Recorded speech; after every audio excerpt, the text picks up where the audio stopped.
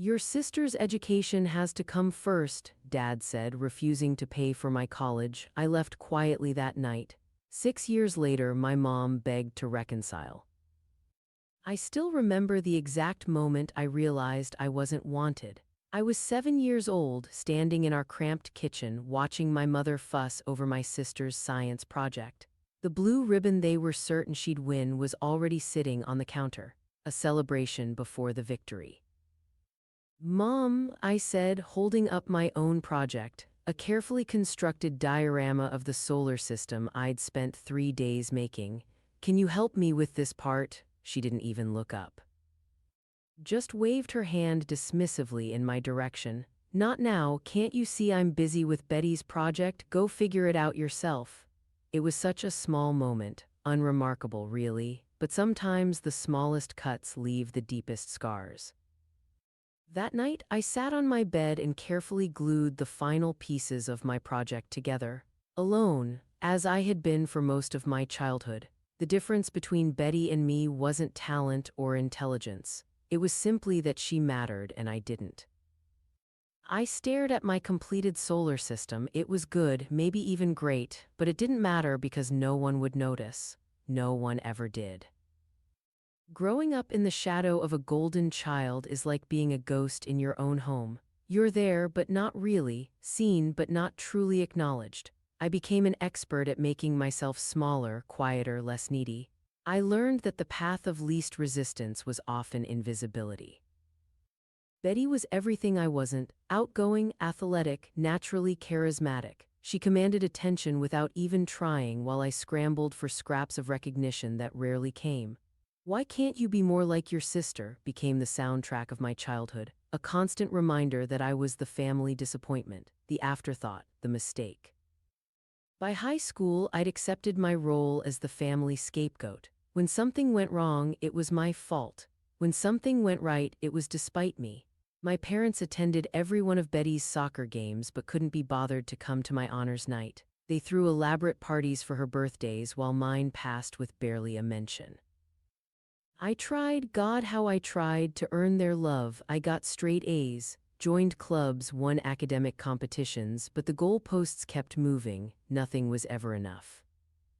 The breaking point came during my senior year. I'd been accepted to Princeton with a partial scholarship, not Harvard like Betty, but still impressive, something to be proud of. I showed my father the acceptance letter, a flicker of hope still alive that this time, finally, he would be proud. He glanced at it, then handed it back to me with a sigh. "Princeton, that's going to be expensive." He shook his head. "We're already stretched thin with Betty's tuition. Maybe you should consider community college instead." My chest tightened, my hands trembled. The careful walls I'd built around my heart began to crack. "But I got a scholarship," I said, my voice small, "and I could work part-time." My father's expression hardened. "Don't be selfish. Your sister's education has to come first. She's going to do something important with her life.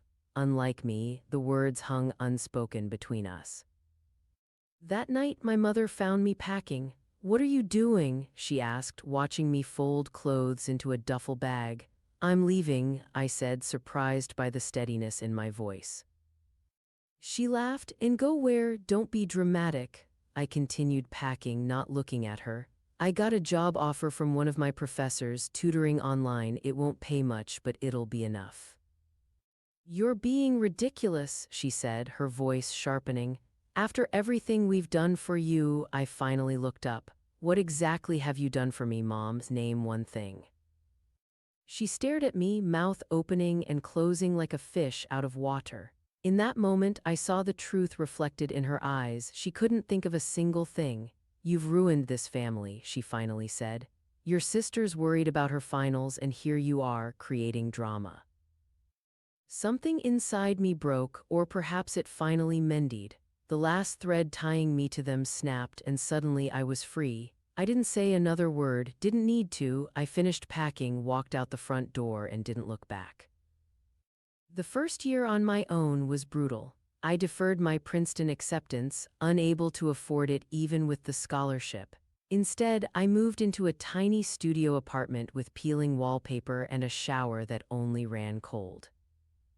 I worked 3 jobs, tutoring online, waitressing on weekends, stocking shelves at a bookstore at night. I was exhausted constantly, but there was a strange peace in the exhaustion. For the first time in my life, I was living for myself, not trying to earn love that would never come. No one from my family called, not on my birthday, not during holidays, not once. It hurt at first, the finality of it, the confirmation that I had been right all along, they didn't miss me. But gradually that hurt transformed into something else: determination, resilience, a fierce desire to prove to myself, if no one else, that I was worthy. The tutoring job became my lifeline. I was good at it, breaking down complex ideas into manageable pieces, making the intimidating accessible. My client list grew through word of mouth. One student became 5, then 20, then 100. But the path wasn't without its thorns. There were nights I cried myself to sleep, overwhelmed by the sheer magnitude of what I was trying to accomplish. I had no safety net, no room for failure. One bad month could mean eviction, one serious illness could derail everything. The isolation was suffocating at times. I'd walk past restaurants filled with families laughing together, sharing stories, and feel a hollowness in my chest that threatened to consume me. In those moments, doubt would creep in. Had I made a mistake? Should I have swallowed my pride and stayed? Then there was the constant battle with imposter syndrome. Who was I to think I could build something from nothing? I had no business degree, no formal training in education, just an intuitive understanding of how people learn and a desperate need to survive. My first attempt at creating an educational website crashed spectacularly. I'd spent 3 months of savings on a developer who disappeared halfway through the project, leaving me with unusable code and an empty bank account. I sat on my apartment floor that night, surrounded by bills I couldn't pay, and felt the full weight of my aloneness. There was no one to call, no one to ask for help, no one cared whether I succeeded or failed.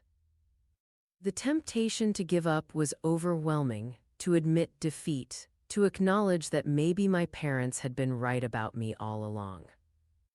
But somewhere in the darkness of that moment, I found a spark of stubborn defiance. The same spark that had carried me out the door 6 years earlier. I wasn't going to let them be right about me. I taught myself to code, stayed up until 3 a.m. night after night, eyes burning from staring at tutorials, fingers cramping from practice exercises. I made mistakes, so many mistakes. The website crashed constantly, payment processing failed, students couldn't access their materials. Each setback felt like confirmation of my inadequacy, but with every failure came learning, with every obstacle, innovation. I built a website, created custom study materials, developed a unique teaching methodology that got results. 2 years after walking out of my parents' house, I had a waiting list for my services and was charging premium rates. By year 3, I had hired other tutors, but managing people brought its own challenges. I had no experience as a leader, no model for healthy workplace dynamics. My first hire quit after 3 months, telling me I was too controlling, too perfectionistic, too much like my father, though she didn't know to make that comparison. The realization shook me to my core. Was I recreating the very environment I'd fled? Had I internalized more than I realized? I spent weeks in a spiral of self-doubt, questioning everything about the business I was building. But unlike my parents, I was willing to change, to grow, to learn from my mistakes. I hired a business coach, joined entrepreneur groups, read every leadership book I could find, and slowly, painfully, I began to develop my own management style, one based on empathy, collaboration, and mutual respect. By year 4, I had launched an online learning platform that was attracting attention from education technology investors, but with that attention came pressure. Suddenly, there were people watching me, evaluating me, waiting for me to fail. The old insecurities roared back to life, the feeling of being judged, the fear of not being good enough, the certainty that once people really saw me, they would reject me just as my family had. I almost sabotaged a major investment deal, convinced they would pull out once they realized I was a fraud. I prepared for rejection, almost welcomed it as a familiar pain. But the rejection never came. Instead, they saw potential in me that I still couldn't fully see in myself. By year 5, I was running a successful company from a sleek downtown office with a view of the city skyline. But success brought its own form of loneliness. I had colleagues, employees, and business associates, but few true friends, few people who knew the real me, not just the polished, professional version I presented to the world. I'd built walls to protect myself, but those same walls kept others at a distance. I was terrified of vulnerability, of letting people close enough to hurt me, of trusting that someone could see all of me and still choose to stay. The scared, invisible girl had transformed into a confident, successful woman on the outside. But inside, there were still shadows of that wounded child, waiting to be found unworthy. I went back to school part-time and eventually earned my degree. I bought a beautiful apartment that felt like home, and slowly, cautiously, I began to let people in, to build friendships with people who saw me, really saw me. And through it all, there was silence from my family, a silence that spoke volumes. Until one morning, 6 years after I'd walked away, when my phone lit up with a name I'd never expected to see again. "Mom," the screen announced. I stared at it, heart pounding. After a moment, it stopped ringing, then immediately started again. 12 missed calls over the next hour, 8 from my mother, 4 from Betty, no voicemails. Then the text started, "We need to talk. Please call us back. It's important. We're in trouble." I set my phone down on my desk, hands shaking. 6 years of silence, and now this. My chest felt tight, my throat dried.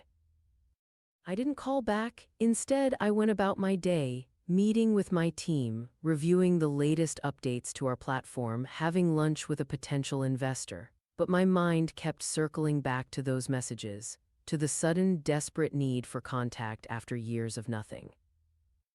An hour later, my phone rang again. "Betty." Against my better judgment, I answered. "What do you want?" I asked, skipping the pleasantries. "Alex," she said, her voice breaking, "please, we really need to talk to you." "About what?" A pause. "Dad's gone. He left Mom for his secretary last year. We're in a bad place. The house is being foreclosed on. Mom can't work because of her arthritis. I had to drop out of medical school. We have nowhere to go." I closed my eyes, letting the information wash over me. 6 years of silence, only broken by financial desperation. "So you thought of me," I said flatly.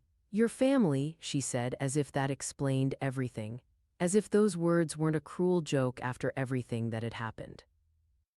"Am I?" I asked. "Because for the past 6 years I haven't heard a word from any of you, not a birthday card, not a Christmas call, nothing." "We were hurt," she said, her voice small. "You just left without saying goodbye." My laugh was hollow. I told Mom I was leaving. She laughed at me, said I was being dramatic. Silence on the other end. "We saw your company in the news," she finally said. "Mom recognized your picture. You've done really well for yourself." And there it was, the real reason for the sudden reconnection, not because they missed me, not because they regretted how they'd treated me, but because they saw that I had something they now needed. "What exactly do you want from me, Betty?" Another pause. "We need a place to stay, just until we get back on our feet, and maybe a loan for a fresh start." The audacity of it stole my breath. 6 years of nothing, and now they expected me to welcome them with open arms and an open wallet. A storm of emotions swept through me, anger at their entitlement, vindication that after all this time they needed me more than I needed them, and beneath it all a small, wounded part of me that still ached for their approval, for their love. That night I barely slept. I paced my apartment, arguing with myself. Yes, they had treated me terribly. Yes, they had only reached out because they wanted something from me, but they were still my family, the only one I would ever have. Maybe this was an opportunity, a chance to heal old wounds, to build the relationship I'd always wanted but never had. Perhaps their desperation would make them see me differently, value me, finally acknowledge what I had accomplished. The fantasy was seductive. I imagined them living with me, impressed by what I'd built, apologizing for the past, becoming the family I'd always wished for, the mother who would be proud of me, the sister who would be my friend. But as the night wore on, reality set in. People don't fundamentally change, not without deep, intensive work, not without genuine remorse and self-reflection. Their sudden need for me didn't erase years of emotional neglect. Their financial desperation didn't mean they suddenly saw my worth. If I helped them now, I would be setting myself up for more of the same dynamic that had nearly broken me before. I would once again become invisible except when needed, and I deserved more than that. I had worked too hard, come too far to put myself back in that position. No, I said simply, what? I won't be giving you a place to stay or money or anything else. But we're family, she repeated, as if those words were a magical incantation that could erase years of neglect and pain. Family doesn't treat each other the way you treated me, I said, surprised by how steady my voice was. Family doesn't ignore someone for 6 years and then only reach out when they need something. We made mistakes, she admitted, but everyone deserves a second chance. You had chances, I said, thousands of them every day for 18 years. Please, she whispered, we have nowhere else to go. The desperation in her voice tugged at something deep inside me. A part of me was still that 7-year-old girl hopping for approval, for love, for acceptance, but I wasn't that girl anymore. I'm sorry you're struggling, I said, meaning it, but I can't help you, can't or won't. Her voice had hardened, the vulnerability replaced by a familiar accusatory tone. Both, I said, goodbye, Betty. I hung up, set my phone down, and walked to my floor-to-ceiling windows. The city spread out before me, lights twinkling in the dusk.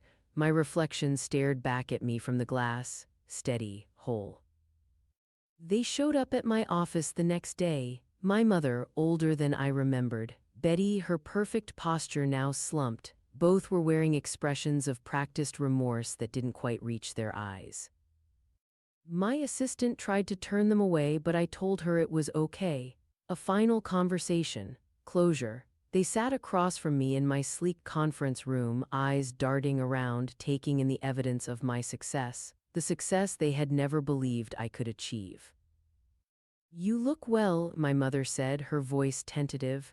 I am well. An uncomfortable silence fell. I didn't try to fill it, didn't offer coffee or pleasantries, just wait. We've missed you, Betty finally said. I raised an eyebrow. Have you? She had the grace to look embarrassed. We thought about reaching out many times, but you didn't. We didn't know what to say, my mother admitted. After the way things ended. You mean after you told me I had ruined the family, after Dad made it clear that my education, my future didn't matter? My mother flinched. We were under a lot of stress then. Your father, this isn't about him, I cut in. This is about both of you. Every time you ignored me, every time you made me feel invisible, every time you chose Betty over me, not because she needed it more, but because she was the one you wanted. That's not fair, Betty protested. Isn't it? I looked her in the eye. When's my birthday, Betty? She blinked, caught off guard. What? My birthday, when is it? She opened her mouth, then closed it, looked at my mother for help. July, my mother said uncertainly. July 18th. I laughed, but there was no humor in it. It's April 3rd. I lived in your house for 18 years and you don't even know when I was born. They both stared at me, speechless. I know why you're here, I continued. Betty told me on the phone you need money, a place to stay, you need me to save you from the consequences of your choices. We're family, my mother said, echoing Betty's words from the night before. Family helps each other. Family loves each other, I corrected. Family sees each other, really sees each other. You never saw me, not once. Tears welled in my mother's eyes. I'm sorry, she whispered. We both are. We want to make things right. For a moment, I let myself imagine it. Them moving in with me, starting over, building the relationship we should have had all along, but the fantasy crumbled as quickly as it formed. I thought about all the nights I'd cried alone, wondering what was wrong with me, why I wasn't lovable. I thought about the times I'd stood outside Betty's door, listening to my parents laugh with her, wishing I could join but knowing I wasn't welcome. I thought about how they'd never bothered to find out who I really was, what I cared about, what made me happy or sad or scared. And I thought about all the obstacles I'd overcome without them. The website crashes, the funding rejections, the nights I couldn't afford dinner, the panic attacks before important presentations, the loneliness of success with no one to share it with. I had faced all of that alone and I had survived. More than survived, I had thrived. Helping them now wouldn't erase those years of struggle. It wouldn't heal the wounds they'd inflicted. It would only allow them to continue seeing me as a resource rather than a person, a means to an end, not an end in myself. I believe that you're sorry, I said carefully, but I don't believe you're sorry for the right reasons. You're sorry that you need me now. You're sorry that the golden child future you planned for Betty didn't work out. You're sorry that Dad left and the money is gone, but you're not sorry for how you treated me. That's not true, Betty protested, but her eyes slid away from mine. I stood up, signaling that the conversation was over. I really am sorry that you're struggling, I said, but I can't help you, not in the way you want. So you're just going to turn your back on us? My mother asked, a familiar note of accusation creeping into her voice. After everything we did for you. And there it was, the mask of remorse slipping to reveal the entitlement beneath. My mother couldn't even maintain the pretense of regret through a 20-minute conversation. What exactly did you do for me? I asked, echoing the question I'd asked 6 years earlier. This time, instead of silence, my mother's face hardened. We put a roof over your head, fed you, clothed you. The basic obligations of parenthood don't count for nothing. You're right, I agreed. They don't count for nothing, but they also don't entitle you to anything from me now. I've built this life for myself without any help from you. I don't owe you a share of it. You always were selfish, Betty said, her voice cold, always thinking about yourself. I almost laughed at the irony of it. Goodbye, I said simply. I wish you both well, but this is the last time we'll speak. I watched them leave, my mother's shoulders hunched, Betty's steps quick with anger. I waited for the guilt to come, the doubt, the second guessing. It never did. Instead, I felt a profound sense of peace, of completion, the final chapter of an old story closing to make room for the rest of my life. Some might call my decision harsh, unforgiving, but there's a difference between forgiveness and reconciliation. I had forgiven them long ago for my own sake, but forgiveness doesn't mean allowing toxic people back into your life. It doesn't mean subjecting yourself to more of the same treatment that hurt you in the first place. Sometimes, the kindest thing you can do for yourself is to close a door, to recognize that some relationships can't be salvaged, that some people will never see you no matter how desperately you want them to.